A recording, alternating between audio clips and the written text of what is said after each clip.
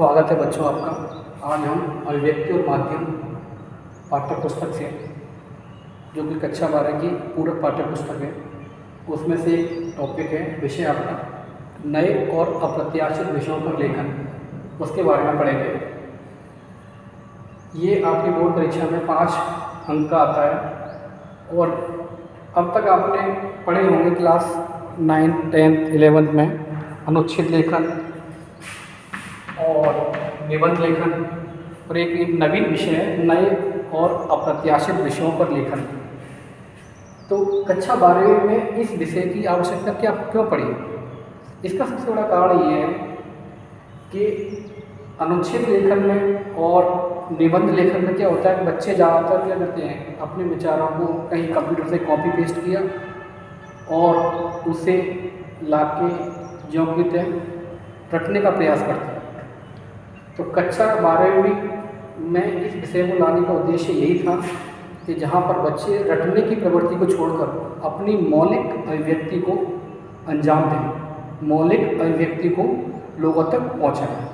तो नए और अप्रत्याशित विषयों पर लेखन जो है वो एकदम नवीन विषय है, जहाँ पर कोई भी विद्यार्थी, कोई व्यक्ति अपने विचारों को कॉपी पेस्ट नहीं कर सकता, उन्हें कहीं से कॉपी करके कहीं उनको चिपका नहीं सकता। यहाँ पर जो विचार होंगे वो आपके स्वयं के होंगे और आपके विचार जो होंगे वो स्वयं के होंगे। इसमें आप विचार कहीं से कहीं आप उसको कॉपी पेस्ट नहीं कर सकते।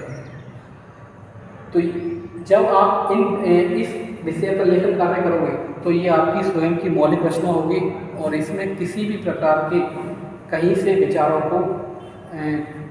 को जो कॉपी पेस्ट करने की आदत होती है इंटरनेट से आज के विद्यार्थियों में, वो चीज़ भी क्या हो जाएगी, खत्म हो जाएगी।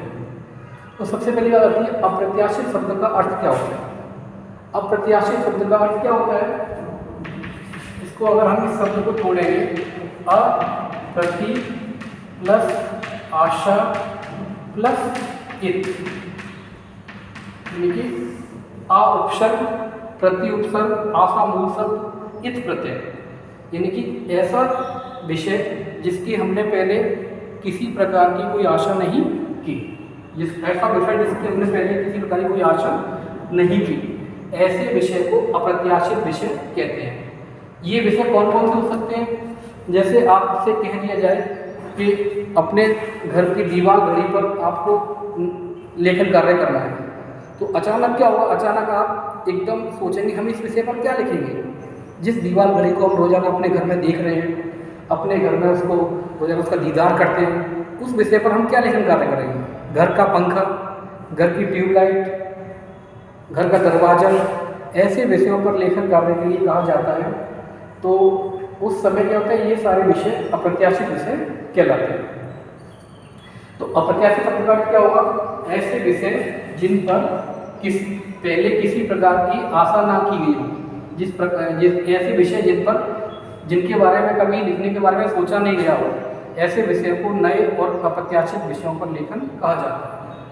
अप्रत्याशित विषयों पर लेखन क्या होता है? अप्रत्याशित विषयों पर लेखन से क्या होता है कि इससे क्या होता है, हमारे अंदर मौलिकता जागती है, हमारे अंदर मौलिकता जागती है। मौलिकता से मतलब क्या है हमारा? मौलिकता से जागने का मतलब ये है कि यहाँ पर आपके अपने निजी विचार होंगे, अपने क्या होंगे, निजी विचार होंगे। यहाँ पर जो विचार होंगे आपके निजी विचार होंगे, इसमें किसी भी प्रकार के विचार आप कहीं से कोई कॉपी पेस्ट नहीं कर सकते। तो विषयों पर लेखन क्या होगा, लेखन से क्या होगा, आपके निजी विचार आपके अंदर जागृत हो जाएंगे। तीसरा बिंदु है कि इन विषयों पर लेखन से क्या लाभ निकल कर आते हैं।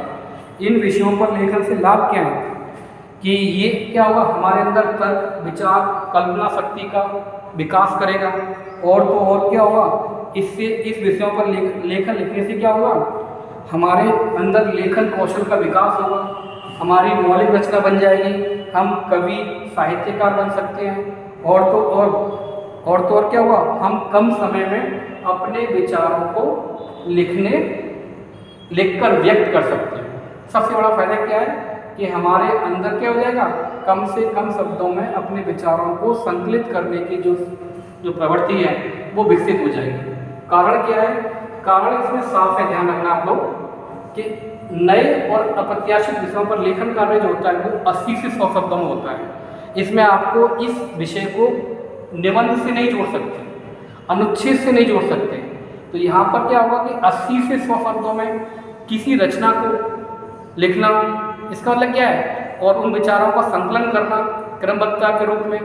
तो इस तरह से क्या हुआ, हमारे अंदर रचनात्मकता का विकास हुआ। अगला बिंदु है अप्रत्याशित विषयों पर लेखन को प्राथमिकता क्यों। कक्षा 12वीं में इस विषय पर लेखन को प्राथमिकता क्यों दी गई है? प्राथमिकता इसलिए दी गई है कि विद्यार्थी जब तक अपनी तरफ से 10 या 12 लाइन नहीं लिखेंगे, 10 या 12 पंक्तियाँ किसी विषय पर नहीं लिखेंगे, तो उनके अंदर किसी भी तरह के लेखन के प्रति उनका जो रवैया है और लेखन के प्रति उनकी जो प्रवृत्ति है वो जागृत नहीं हो सकती। तो यहाँ पर कहने का अभिप्राय है कि विद्यार्थी को उसी के हाल पर छोड़ दिया गया है, उसे लिखना है और वो लिखने का प्रयास करे। अप्रत्याशित लेखन का साहित्यिक रूप लेना। अप्रत्याशित लेखन साहित्यिक रूप कब ले सकता है? अप्रत्याशित लेखन साहित्यिक रूप जब ले सकता है, कब? कि जब विद्यार्थी अपनी स्वयं की रचना लिखने का प्रयास करेंगे। यानी कि कहने का मतलब ये कि विद्यार्थी क्या करते हैं, कहीं किसी किताब से कॉपी कर लिया और लिख दिया, रट लिया, इंटरनेट पर गए, कोई टॉपिक वहाँ पर डाला, आपको टॉपिक का मैटर मिल गया और आपने लिया और वहाँ पर रट लिया।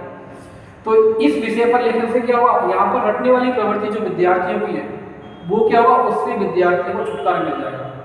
जब विद्यार्थियों ने पहली बार कोई 10-12 पंक्तियों की कोई रचना लिखी तो उनके अंदर एक आत्मविश्वास पैदा होगा कि मैं कम से कम, चलो मैंने आज 10-12 लाइन 10-12 पंक्तियों की रचना आज लिखी है तो कल मैं अच्छा लिख सकता हूँ। तो ये अप्रत्याशित विषयों पर लेखन क्या होता है, कभी कभी विद्यार्थियों के अंदर साहित्यिक विधा का रूप ले लेता है। जैसे मान लो हमारे प्रेमचंद है, जिनका कहानियों में उपन्यासों में उनका बड़ा योगदान है।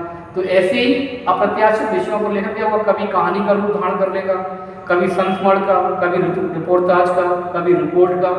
तो तमाम तरह की जो साहित्यिक विधाएं गद्य की, उनका रूप धारण कर सकता है। और जब अप्रत्याशित लेखन साहित्यिक विधा के रूप बदल जाएगा तो जाहिर सी बात है कि विद्यार्थियों के अंदर लेखन के प्रति क्या होगी, उनके अंदर आत्मविश्वास जागृत हो जाए। अब अप्रत्याशित विषयों पर लेखन के विषय क्या क्या हो सकते हैं?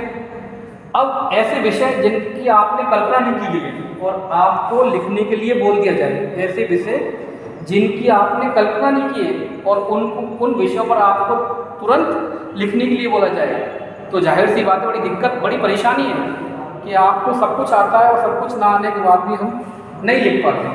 तो ऐसे विषय कौन कौन से हो सकते हैं? घर से विद्यालय तक का सफर, ऐसे विषय क्या होंगे आपके?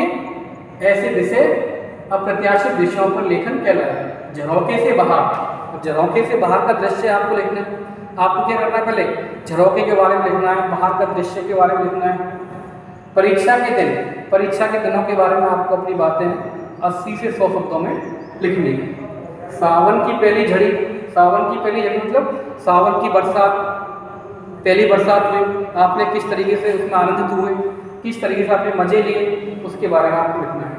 मेरे प्रिय टाइम पास, मेरे आसपास कोरोना का पहला मरीज।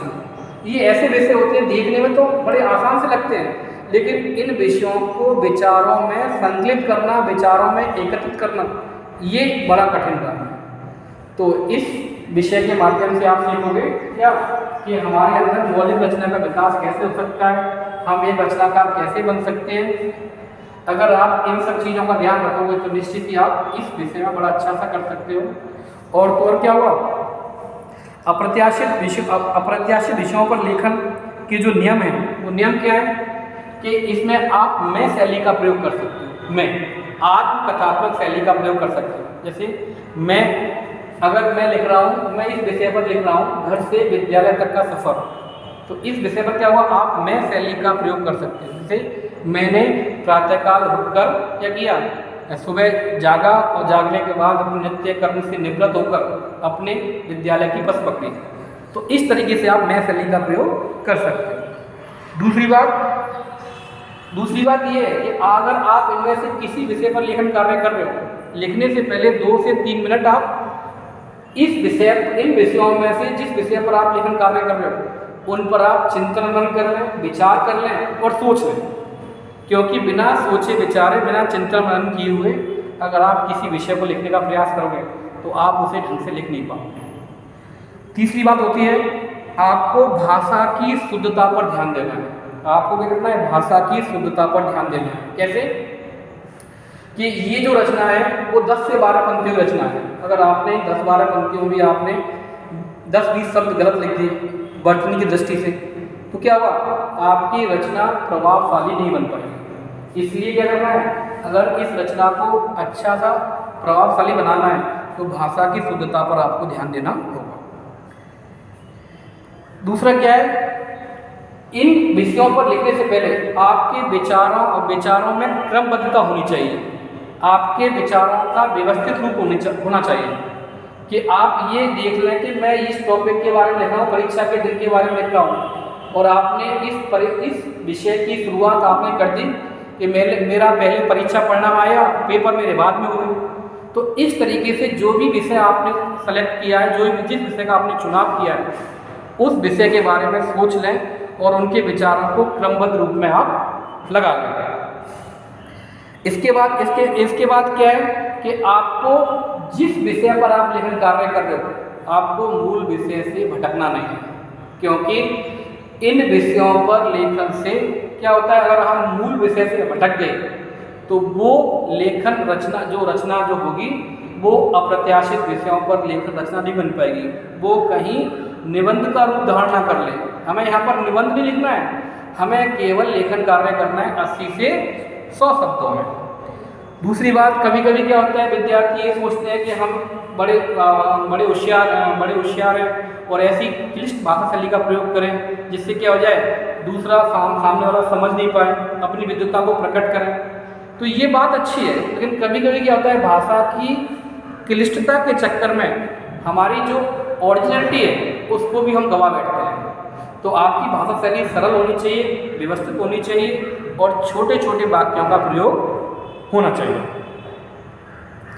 और अप्रत्याशित विषयों पर लेखन क्या है? बौद्धिक का सबसे बड़ा फायदा क्या है कि आपकी रचना मौलिक रचना बन जाती है और आपके अंदर कल्पना शक्ति का विकास होता है।